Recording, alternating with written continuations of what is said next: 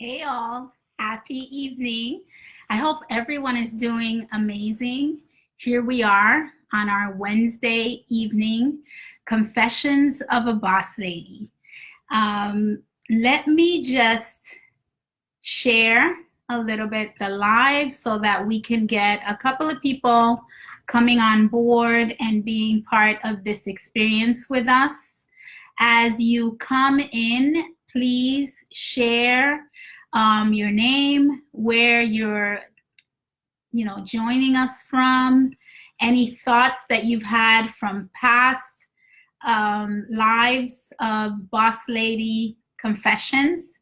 And I'd love to hear from all of you guys as to your thoughts of my title.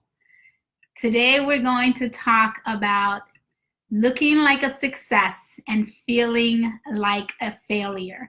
I'm wondering, what are some of the thoughts that are coming up for each of you as you read this heading? And I'm almost done. I'm just going to invite a couple of ladies so that they know that we're here. I ask you to also invite some people that you may find would get some value out of our conversation. This is a funny experience because it started off with a challenge. I was actually challenged by one of my mentors and coaches to just get on Facebook and share some experiences. And this all started from me sharing in the group that I had a little bit of Facebook phobia, and Facebook Live phobia rather. And from that experience, we kind of just said, okay, let's just do a challenge and share. Hey, Lizette, welcome. Belinda, welcome to you. Jamie, hey, welcome. And Val, thank you for joining us, guys. You're amazing. So this started off as a challenge that I was given, and being a boss lady, I'm never going to, step down from a challenge. And I started doing these Facebook Lives just to step into my fear, right? And the reason it was difficult for me is because as a transformational speaker, it's very important to me to have someone on the other side that I can kind of tap into as to what they're thinking. I'm an empath, so I get a feel for the audience when I'm speaking, and I didn't get that effect from the Facebook Live. So that was where my resistance came from. Let me share a little bit on some of the pages. Be patient with me, and we will get started ASAP. Today's topic is looking like a success and feeling like a failure. And I'd love to hear from some of you what pops up on your mind when I share a title like this. This is actually one of the titles to one of my talks. And the reason why it is so impacting as a title is because I had a lot of emotional charge to the title, right? To the experience. Hola, Magda. A lot of friends popping up and joining me tonight. Thank you so much for all the support. So I had, in the past, I had several moments in my life where from the outside, I looked like I was living the life, while on the inside, I was dying. I felt like there was a void inside of me. Hey, Megan, thank you for sharing. Megan's the one that challenged me, guys, by the way. So I'm glad you're here to join me. And yeah, there was that experience. And the idea here in Confessions of a Boss Lady is to really come to you with some real life experiences that I've had in the hopes that it will resonate with some of you and allow you to feel like you know, there are other people out there that have these feelings. I'm not alone, and it's okay to share, and hopefully it'll help. So feeling like looking like a success was something that I did for a long time. As a boss lady in the corporate world, it was very important to have an image and to look at the role. And I did a lot of that. I fed very much into the, you know, what you look like is going to open more doors for you. I always had this feeling of not belonging, and that really was one of the initial reasons why it was very important to me to look perfect. And this was a concept, and of course I've done a lot of inner work since then, and I have stories about where this thought of not belonging came from. But at the time, for me, it was about you know, I was African Latina. So I lived in New York, in Harlem, and I worked in corporate America, high roles, executive roles. I always felt like when I was in Harlem, I didn't belong because I was Latina. When I was in corporate America, I didn't belong because I was, you know, African Latina, and I was from Harlem. And these were all stories that I would tell myself that fed into the fear of belonging, the fear of, you know, inferiority. I can't get the L's today, the R's and the R's. But having those thoughts really made me compensate by how I looked, and really dressing for the position. And that was great for a while. I continued that process by seeking the things that people saw as achievements. So I went after the correct roles. I always wanted to have the wealth creation, like we've talked about in the past, and all the things that were said to me that was what I should go after. And this happened because I followed a prescription, right? How many of you guys were given a prescription for the ideal life that at the end did not align with your true self? That was my case. I was given a prescription of go to the best schools, get the best grades, go get the career, achievement, and then go into filling, you know, checking the list on the personal side. Hello, Andrea, welcome back. Thank you for joining us.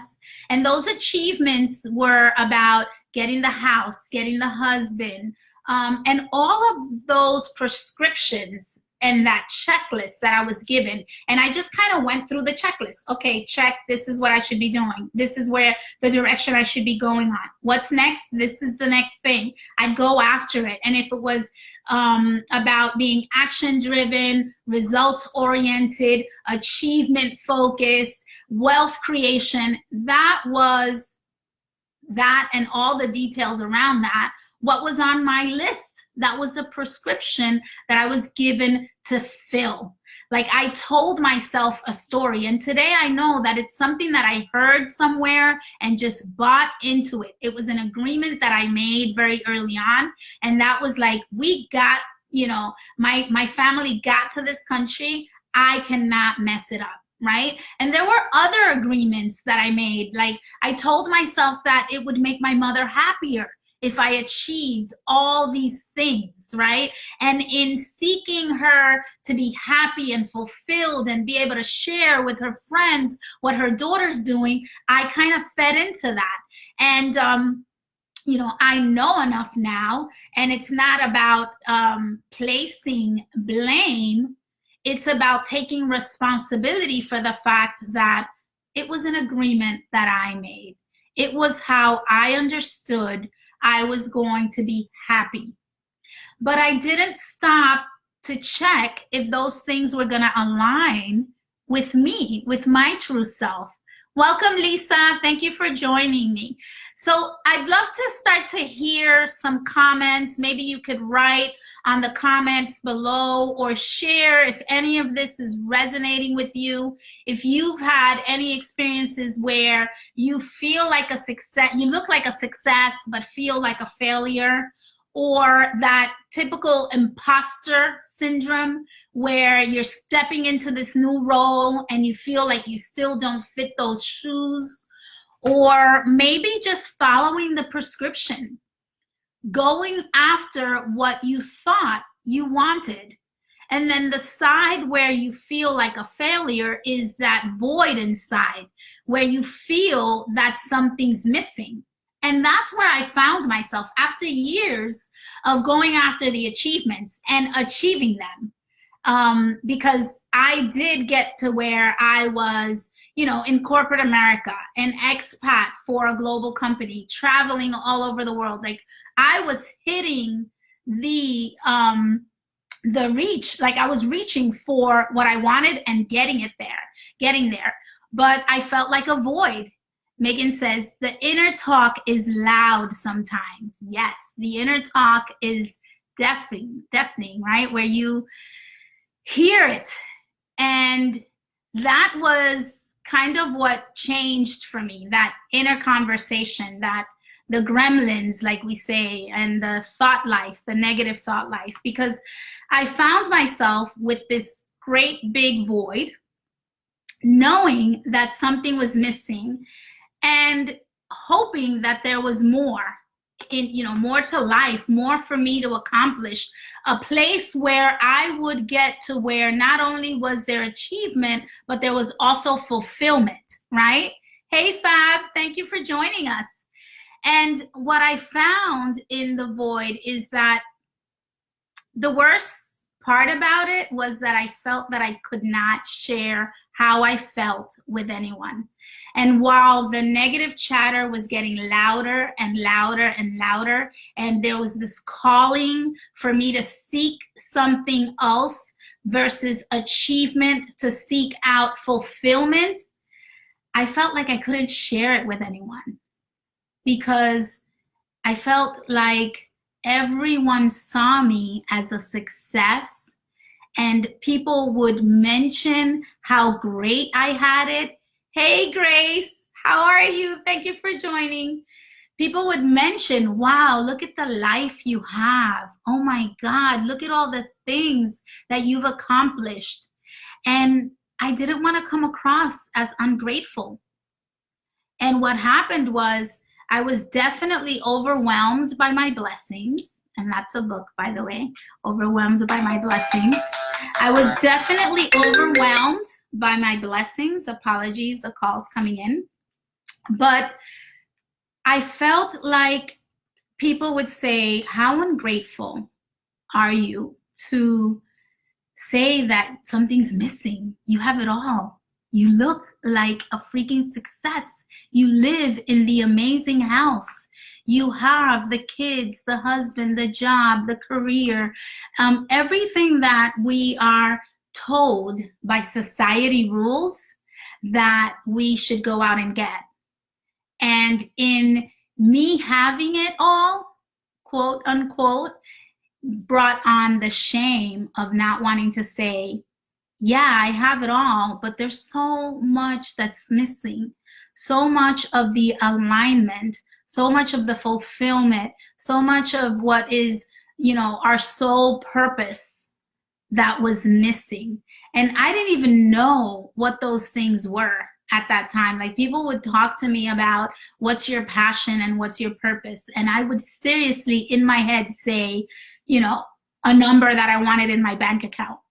That was my purpose. That was like the thing that I would chase, wealth creation. That's what it was about. I felt that through that, there would, everything else would be solved. And, things like my relationship was falling apart. Things like my emotional well-being was a mess. And all those elements started to ring very loud in my heart and in my head, but I was still in shame. I didn't want to tell people that all of this still left me very empty. And let's see some of the comments. So Megan says, when you share, you shift. Yes. When you share, you shift. And that's a beautiful learning that I had, because as I started to share with people, you know, that were close to me, as I started to evolve who I surrounded myself by, that became easier. And Grace says, we all looked up to you and we loved it. Yes, I love that you guys looked up to me, and I love that you guys still look up to me now that I'm up to different things than I was. But I didn't believe that, because that was another story that I told myself, right? I should be embarrassed to say that I'm not happy. I should be ashamed to say that with all of these things that I've accomplished, first generation, right? First generation American, first generation college grad, first generation, you know, multiple six-figure earner, like all those things were just like so big that I felt ashamed and didn't think I was going to be understood. And as you see from Grace's comment, I was understood and people still loved me, but we live behind our stories and our agreements. And that was one of the things that were important to me and that I learned.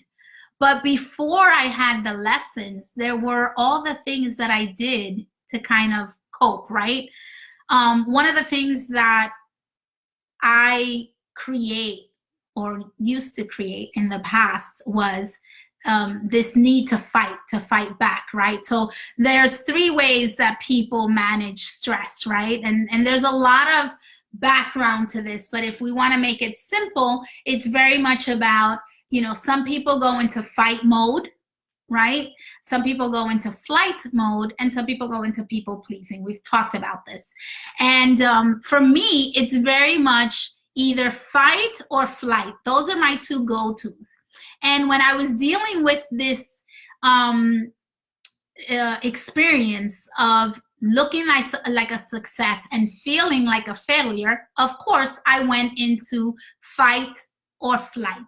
So what were some of the things I did? As fight, let me say hello to some of the ladies coming in. We got Josefa, which is Angie's mom. Hello. We have Emily and Sarah. Hi, guys. Thank you for joining me.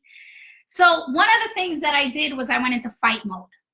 And that is that's my go-to. When I am stressed or when I feel threatened or when I feel, and this was in the past, of course, my way of dealing with things have obviously evolved, but it was very much who I was. And fight doesn't necessarily mean hand and fist fighting, but it does mean being judgmental, being combative, just being in this state of discontent, right?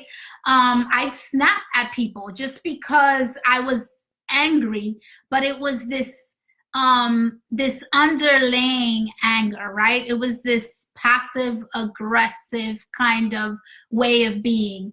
And then I developed ways of being that filled that thought process, right? So I would tell myself, like, you know, what were some of the things I'd say? I developed like, oh, the struggle's real, right? This was something that I would live by. The struggle's real. Life is hard. Things are tough. You can't get everything that you want. There were sayings that I would hear about, you know, you have to settle into life and understand that you can't have it all, right?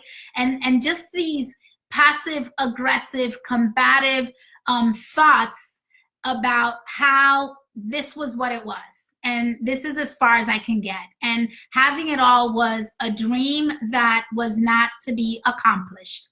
And that got me angrier, and that got me even more discontent, and just put me in a place where I was volatile, right? And the other thing was flight, right? And when you go into flight mode, it's like when you're finding ways to cope. And there was a lot around that. And let me know if any of this is resonating with you, or do you have any of these coping mechanisms? There's so much. So Andrea says that she doesn't allow the noise in her head. She doesn't allow the little voice to make noise in her head. She counts down from 5, 4, 3, 2, 1, and she says, done. And that's one of the strategies that she uses to avoid the negative self-talk. But I wonder how many of you have taken on some aspects of flight in order to manage stress. And that's when we're coping through avoiding, through denial, when we are finding things that will help us get away from the emotions and not really face the situation. For me, it was, retail therapy. Retail therapy. I always tell people I was a blouseaholic.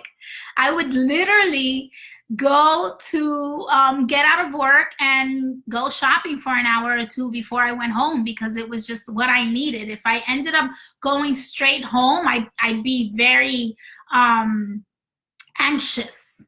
So I needed to kind of bring myself down before I could go home. And I'd end up going shopping for an hour or two after work, or several glasses of wine.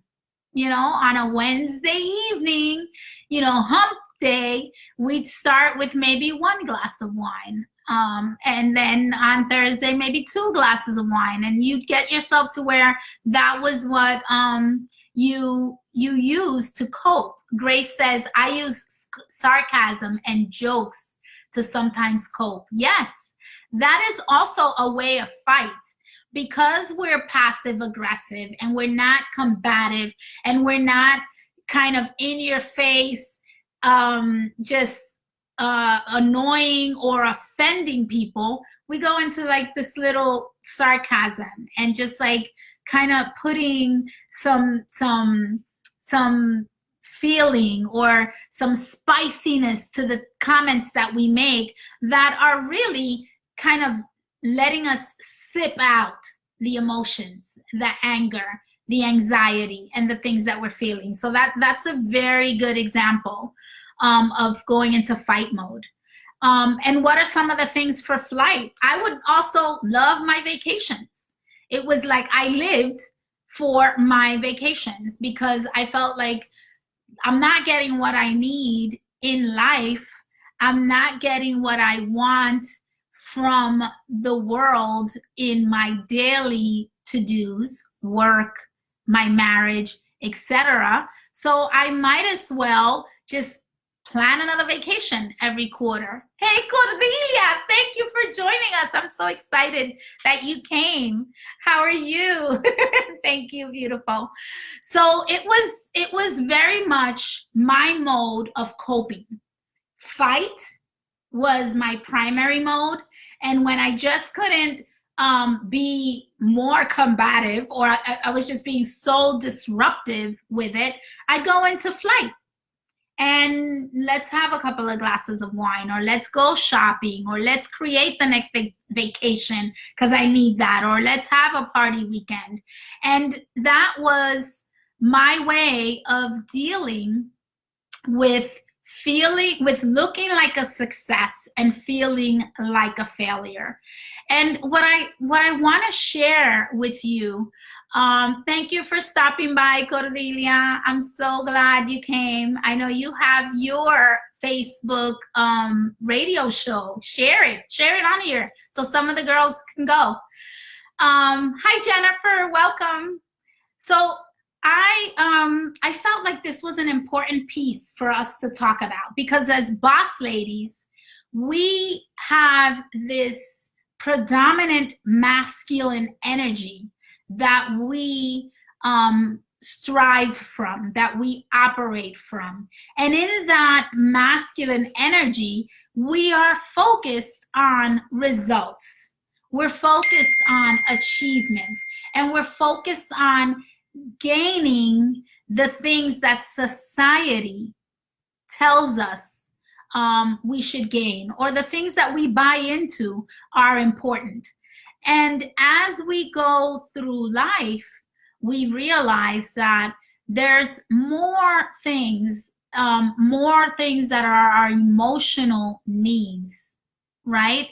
Than just the wealth creation or just the material things, right?